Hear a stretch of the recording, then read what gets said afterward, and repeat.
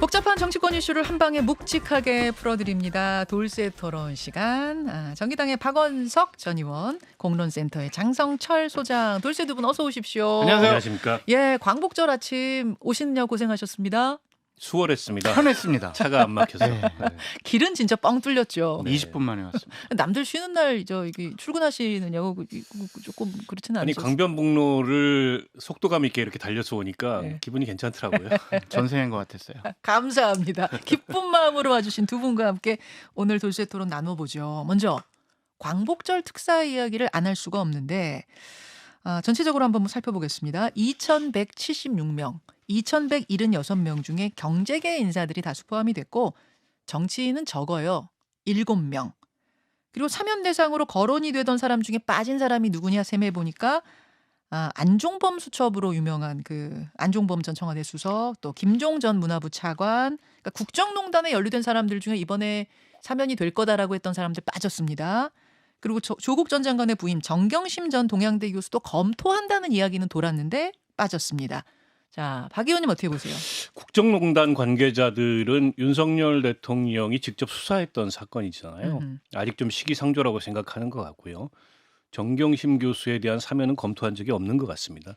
그거는 이제 야당 쪽의 바람이었던 거라고 보고 전체적으로 뭐 경제인들을 주로 네. 사면 대상으로 포함하는 이제 경제 살리기 사면이다 이렇게 의미 부여를 했는데 뭐 꼭 이번 정권에 해당하는 얘기는 아닙니다만 배임 횡령으로 이렇게 구속되거나 사법 처리를 받은 경제인들을 사면하면 경제가 살아나나요? 그런데 거기에다가 또 국민통합이라는 명분까지 덧붙이는데 오히려 국민들이 통합이 안 되죠. 이게 무슨 유전무죄, 무전유죄도 아니고. 그래서 저는 뭐 이번 그 정권에서도 대통령의 사면권은 역시나 이게 물론 고유 권한이라지만 남용되고 있구나라는 생각이 들고 무엇보다 이제 김태우 전 구청장 사면이 논란인데요.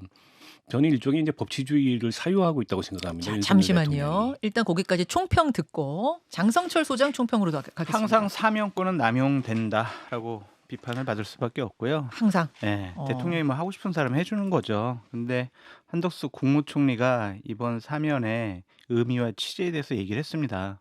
제가 또 보수 패널이니까 예. 그거에 대해서 좀 설명을 드리겠습니다. 예. 경제에 활력을 불어넣고 서민과 우리 사회의 약자들의 재기를 도모하는 데 취지가 있다.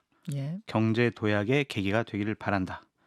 이걸 사면을 어떻게 했냐? 각계의 다양한 목소리를 경청하고 그 대상과 범위를 엄정하고 신중하게 결정했다. 항상 이래요. 그냥 사면할 때마다 하는 얘기예요. 똑같은 얘기예요. 예. 그래서 별로 크게 우리가 의미를 부여할 필요는 없는 것 같고요.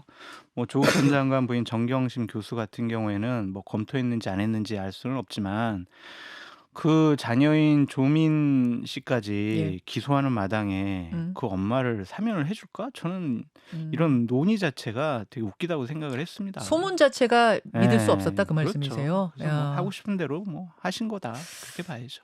전체적인 총평을 먼저 들었는데 이 뭐 2천여 명의 인사들 중에 가장 관심을 모으고 있는 사람은 단연 김태우 전 강서구청장입니다. 앞서서 국민의힘 김병민 최고위원과도 이야기를 나눴습니다만 제가 궁금한데 정치인 가운데 형 확정된 지 3개월 만에 특별사면 받은 케이스가 또 있긴 있었나요? 있었다고는 하던데. 아, 그래요? 예, 뭐 전두환 노태우 시절에 뭐 있었다 뭐 이런 식의 얘기를 하던데 특별히 기억이 안 나는 거 보니까 논란이 됐던 분은 없는 것 같고요. 결국에는 이런 것 같아요. 이 김태우 전 구청장이 당시 문재인 정권 시절에 조국 민정수석실 산하에서 감찰 단원을 하면서 여러 가지 정보를 알았다. 그때 조국 전 장관의 여러 가지 부적절한 일들에 대해서 폭로를 하고 대중들에게 공개를 했기 때문에 조국 전 장관의 잘못된 일이 국민들이 알게 됐고 문재인 정권의 부적절한 일들도 국민들이 알게 됐다. 의인이다. 정말 잘한 사람이다. 근데 이 사람 왜 벌 줘야 되느냐. 2019년도 2월 달에 국민권익위에서는 공익제보 잘하고 인정까지 해준 사람이다. 억울하다. 그런 것이 사면의 근본 이유가 아니었느냐라는 생각이 듭니다. 그런데 이제 법원의 1, 2, 3심 판결에서는 김태우 전 구청장에 대해서 공익신고자가 아니라고 판시를 했습니다. 왜냐하면 공무상 기밀 누설을 하게 됐던 배경에는 본인이 어쨌든 뭐 골프 등 금품, 뇌물 수수로 인해서 대검 감찰반의 감찰을 받고 있었고 또 스폰서였던 지인 건설업자 수사에 대해서 경찰 수사에 대해서 부당하게 개입하려 시도한 흔적도 있고 또 해수부의 5급 자리를 청와대 특검반원으로서 압력을 넣어가지고 만들어 놓고 본인이 지원해서 가려고 했던 그런 어떤 비위 혐의도 있기 때문에 이거는 순수한 어떤 공익제보의 동기를 인정할 수 없다라고 해서 법원이 공익 1, 2, 3심에 대해서 공익신고자가 아니라 그랬습니다. 공익신고자란 말이 그냥 빠진 거예요? 아니면 공익신고자가 아니다라고까지 아니다라고 판시한 겁니다. 아니다라고까지 써 있어요? 공익제보자가 아니라고 판시한 거예요. 그 얘기는 뭐냐면 이분은 그 공익제보자이기 때문에 예외적으로 3개월 만에 이렇게 사면복권을 내린다고 하는 사면복권의 명분 자체가 제가 보기에는 법원의 판결과 맞지 않는 거고 그래서 대법원에서 이렇게 판결이 확정됐는데 3개월 만에 그런 법원 판결을 무력화시키고 이렇게 사면복권을 시킨 것 자체가 제가 법치주의의 사유화라고 말씀을 드리는 거고 여기에는 이제 정치적 목적이 저는 개입돼 있다고 생각해요. 어떤 거 말씀입니까? 결국에는 이제 김태우 구청장의 직상실로 인해서 공백이 발생한 강서 재보궐선거에 김태우 전 구청장을 다시 출마시키려는 그런 정치적 의중이 포함되지 않고서는 이런 이례적인 사면을 택할 이유가 없다. 근데 앞서서 김병민 최고위원은 그거는 절대 아니다 그러셨거든요. 그러니까 사면은 당연히 대통령 개인 의지가 들어간 거지만 그것이 이번 보궐선거 출마랑 연결된 의지냐? 그건 아니다. 그건 무리라는 표현을 쓰셨거든요. 그건 좀 지켜보면 아마 머지않아서 우리가 결론을 낼 수 있으리라고 보고요. 이제 국민의힘 지도부에서는 굉장히 부담스러워하는 건 맞습니다. 왜냐하면 이제 그에 따른 여론의 역풍도 있을 거고 과거에 민주당이 뭐 당원 당규를 고쳐가지고 이제 그런 식의 그 보궐선거 출마를 했다가 결과가 좋지 않았던 당시에 국민의힘이 그걸 또 굉장히 비난했던 그런 사례도 있고 무엇보다 이번 10월 재보궐선거의 유일한 게 이 강서구청장 재보궐선거인데 총선을 불과 몇 개월 앞두고 있는 선거에서 그렇게 무리한 출마를 강행했다가 자칫 패배하게 됐을 때 그게 가져올 후과가 너무 크기 때문에 국민의힘 지도부가 좀 부담스러워하는 건 사실이고 아직 이제 김태우 전 구청장에 대해서 어떤 입장도 정하지 않은 건 사실인 것 같은데 근데 이번 사면복권에서 느껴지는 대통령이나 대통령실의 의지 같은 거예요. 의지가 느껴지죠. 그게 사실은 국민의힘 입장에서는 굉장히 곤혹스러우면서도 신경이 쓰이는 대목이 아닐 수 없고 이 사면복권이 이루어지기 며칠 전에 권영세 전 장관이 그런 얘기를 했어요. 무슨 얘기요? 김태우 구청장이 경쟁력이 가장 높다면 공천 줘야 된다. 이런 얘기까지 나왔어요.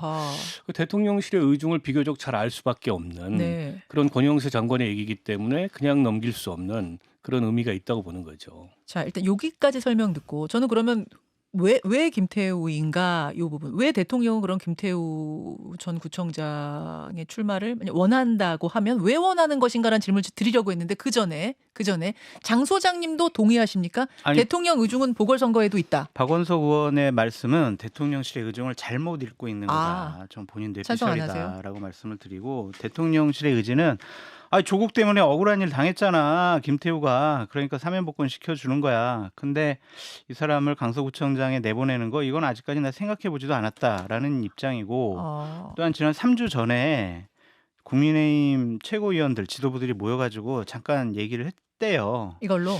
김태우 전 구청장 사면되면 이번 보궐선거에 어떡하지? 출마시키는 게 맞나? 아니다. 이거는 출마시키면 안 된다. 대통령에게도 부담이 된다.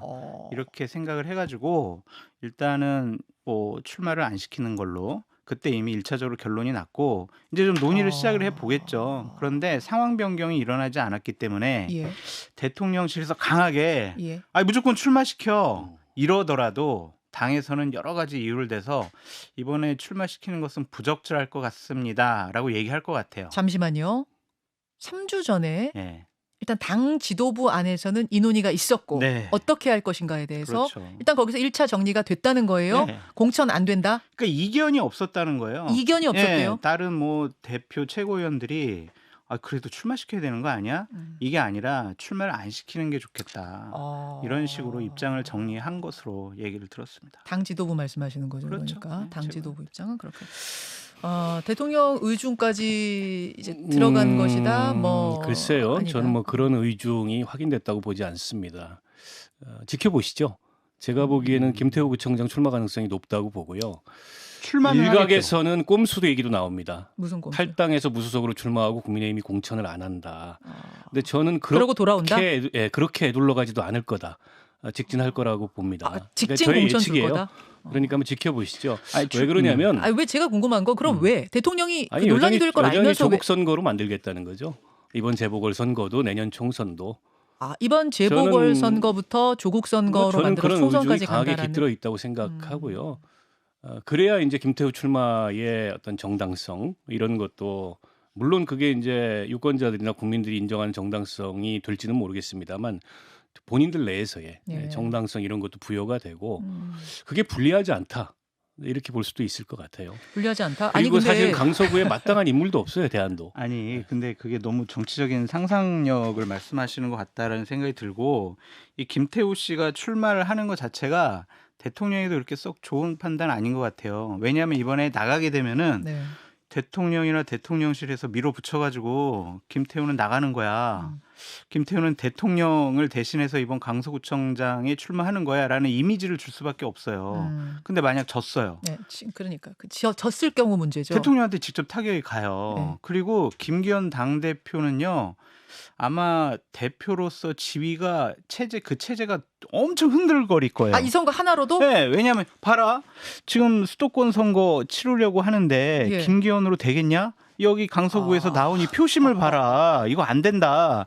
그래서 김기현 대표가 오히려 이 부담스러워할 김태우 거다. 전 구청장 공천에 대해서는 당에서 이거 공천하면 안 된다. 김태우 씨가 네.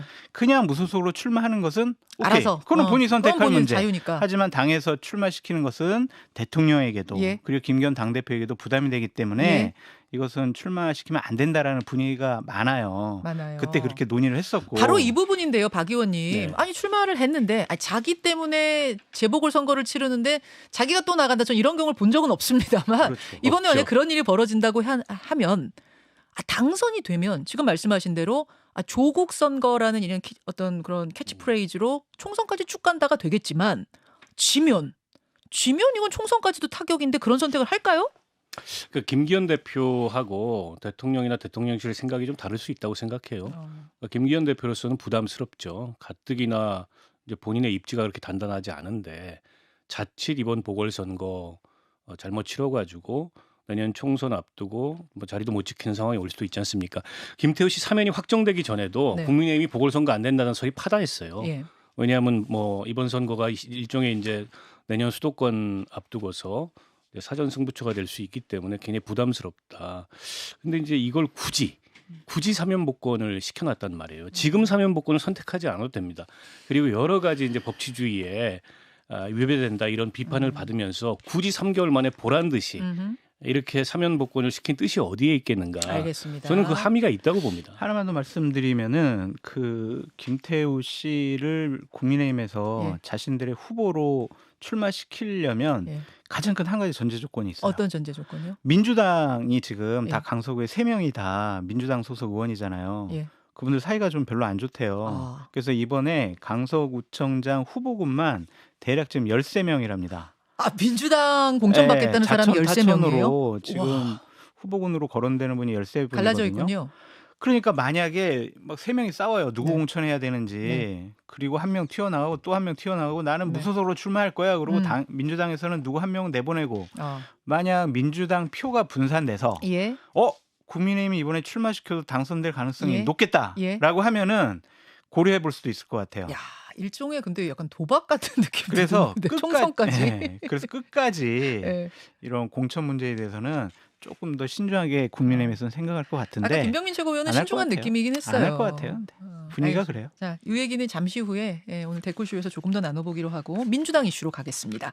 내일 모레 17일에 이재명 대표가 이번에는 백현동 개발 특혜 의혹으로 검찰 출석합니다. 올 들어 4번째 출석.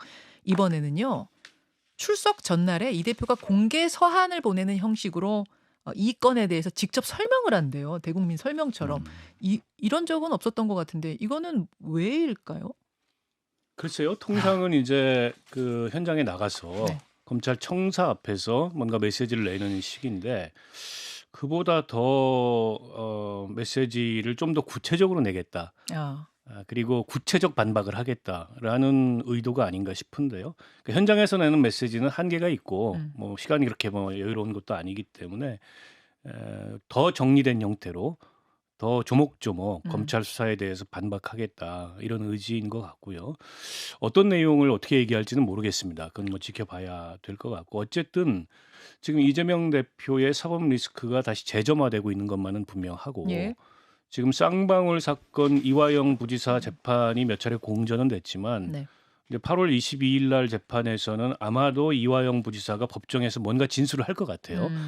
그 진술에 따라서는 이제 쌍방울 사건으로도 이재명 대표가 소환될 가능성이 높고 네. 그래서 나오는 관측이 8월 중 혹은 뭐 8월은 좀 이르다 하더라도 9월 중에는 이재명 대표에 대한 구속영장이 다시 청구되지 않겠냐. 그러니까 민주당 내에서조차도 이걸 기정사실화하고 있기 때문에 어쨌든 민주당 내부가 이제 또다시 이재명 대표 사법 리스크로 인한 뭐 경랑 속으로 들어가고 있는 게 아닌가 싶습니다. 일단 공개 서한을 이번엔 길게 내는 뭐 이유는 뭐라고? 논리적으로 차분하게 설명하고 싶다라는 것 같아요. 그냥 뭐 출두해가지고 카메라 앞에서 기자들 질문 받아서 하면 본인의 뜻과 의지가 예. 또 제대로 설명이 안 될 수 있다라고 판단하는 것 같아서 차분하게 좀 잘 그냥 논리적으로 설명하고 싶어하는 것 같은데 과연 그것이 옳은 선택인가라는 좀 생각이 들어요. 왜냐하면 보통 많은 이제 피의자들은 제가 검찰에 가가지고요 네. 자세하게 설명드리고 뭐 여러 가지 소명 다 하겠습니다. 그렇게 딱 끊고 가거든요. 그렇죠.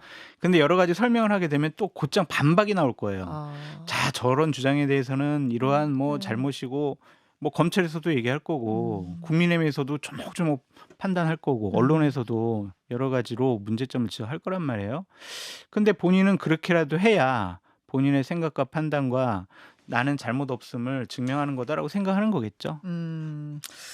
구속영장은 한 번 더 청구가 되는 걸로 말씀하신 대로 민주당 안에서도 일단은 기정사실로 받아들이면서 그렇죠. 준비를 하는 느낌이더라고요. 네. 근데 8월이 될 것이냐 9월이 될 것이냐 이 시기를 놓고 상당히 긴장하고 있다. 근데 이재명 대표는 이미 불체포 특권 포기 선언했잖아요. 그렇죠? 만약 8월 비회기 중에 체포동의안이 날아오면 그냥 실질심사 받으면 되는 거고 9월 정기국회 중에 날아오면 그러면은 표결을 해야 되는데 그렇죠. 그냥 제가 언뜻 생각할 때는 이미 당사자가 불체포 특권 포기 선언을 했으니 표결이 시작돼도 모두 다 찬성 던지고 영장 실질심사 받으러 가면 심플할 것 같은데 왜 이 부분이 고민인가? 김현정 앵커님, 예. 불체포 특권 약속과 관련해서 예. 포기 약속과 관련해서 어떻게 이재명 당대표와 민주당의 약속을 어떻게 믿어요? 못 믿으세요? 대선 전부터 계속 몇 번 약속했고 작년 지방선거 이전에도 약속을 했고 그 후에도 약속을 했었는데 예. 한 번도 지킨 적이 없어요. 검찰에 의한 정적 죽이기, 야당 탄압, 우리는 이러한 영장 청구에 대해서는 강력하게 헌법상 보장된 권리를 행사할 수밖에 없어요가 지속적으로 민주당과 이재명 당대표의 논리였어요. 근데 이번에는 국회에서 대표 연설을 하면서 자신의 이야기를 그러니까 전체적으로 그렇게 하겠습니다가 아니라 제가 그렇게 하겠습니다라고 했는데 그거를 뒤집는다고요? 대통령 선거 전에는 그 언론 앞에서 대국민적인 약속까지 했어요. 그거를 안 지킨 분인데 이것과 관련해서는 믿기가 어려워요. 그러니까 정당한 영장 청구일 경우라는 조건부를 달았죠. 지금까지 계속 일관된 입장은 검찰의 조작, 왜곡, 소설 같은 수사라는 평가를 하고 있잖아요.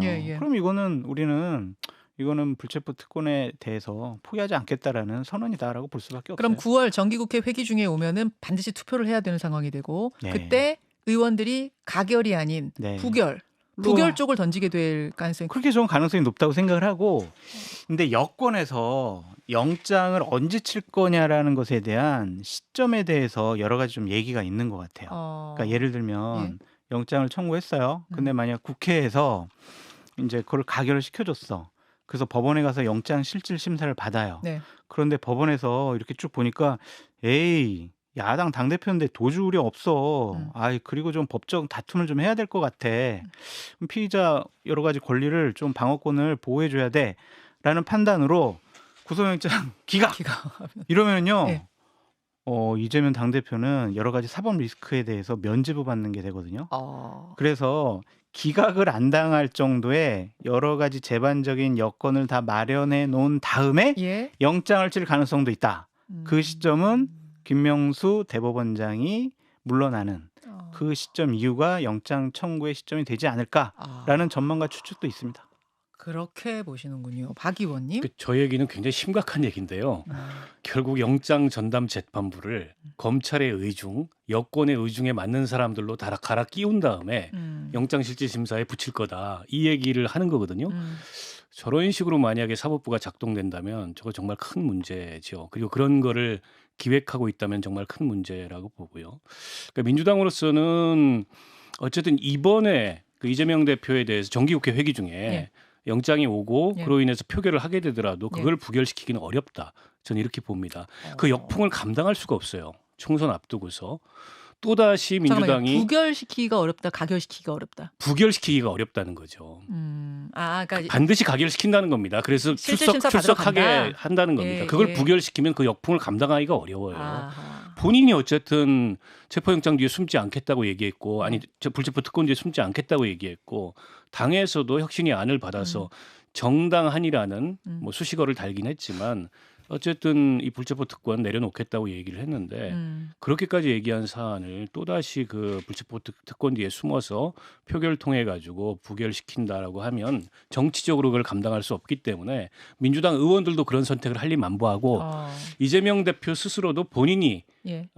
영장 그 체포동의안이 오면 그 의원총회 열어가지고 얘기를 해야 됩니다. 당론으로 가결시켜서 실질심사 받으러 가게 해달라.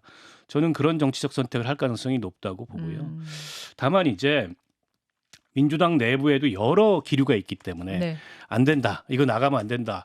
이건 정당한 영장이 아니다라는 식의 주장이 있을 수 있어요. 그로 인해서 갑론을박이 있을 수 있고 당 내부가 복잡해질 수 있고 네. 때문에 차라리 비회기 중에 영장이 날라오면 심플한데 이게 정기국회 회기 중에 날라왔을 때는 좀 복잡하다. 계산이 복잡해진다. 얘기가 나오는 건데 결과적으로는 저는 가결될 거다. 그거를 국회 그 본회의에서 표결에 붙여도 두 분이 여기서 의견이 갈라지시네요. 합니다. 근데 저는 예. 민주당의 이재명 당대표의 과거 여러 가지 행동과 판단과 결정을 유추해 보면 박원석 의원님 말씀처럼 저렇게 합리적이고 상식적인 판단을 하지 않을 것 같다라고 생각합니다. 이것도 두고 보기로 하죠. 오늘 두 분 의견이 여러 군데서 갈라지는데요. 두 분의 전망이 두고 요즘 보기로 뭐 하고. 저 장성철 소장이 여권 주류의 시각에 많이 편승하는 것 같아요. 어떤 게요? 지금 시간이 한 1분 정도가 남았는데 할 얘기가 많네요. 일단 요거 마무리 짓고 가겠습니다. 민주당 내일 의원총회 합니다. 혁신위가 내놓은 혁신안을 놓고 이제 의원들이 뭐 처음으로 모여서 얘기하는 거죠. 의미 없어요. 뭘 하는 거예요? 의원총회에서 이런 걸 뭐 논의했는데 뭐 결론 못 내렸다 이런 식의 반응을 보이겠죠. 이미 혁신위는 권위를 잃어버렸고 여러 가지 혁신안에 대해서도 의원들이 그냥 무시하는 것 같아요. 그래서 뭐 신중하게 이 문제 갖고 논의할 것 같지는 않습니다. 제가 단답형으로 질문 듣고 나머지는 댓글쇼로 넘길게요. 이 혁신안 고우냐 스탑이냐? 박 의원님? 스탑이죠. 스탑입니까? 저기 어떻게 갈 수 있습니까? 스탑이죠. 스탑이 네, 어제 의미가 없어져요. 현근택, 김근식 두 분께서는 두 분 다 고라고 하셨거든요. 분명 고일 거다. 그랬으면 좋겠다라는 바람이죠. 그건. 그분들은 정치할 분들이잖아요. 댓글쇼에서 이어가겠습니다. 두 분 고맙습니다. 감사합니다. 김현정의 뉴스쇼는 시청자 여러분의 참여를 기다립니다. 구독과 좋아요, 댓글 잊지 않으셨죠? 알림 설정을 해두시면 평일 아침 7시 20분 실시간 라이브도 참여하실 수 있습니다.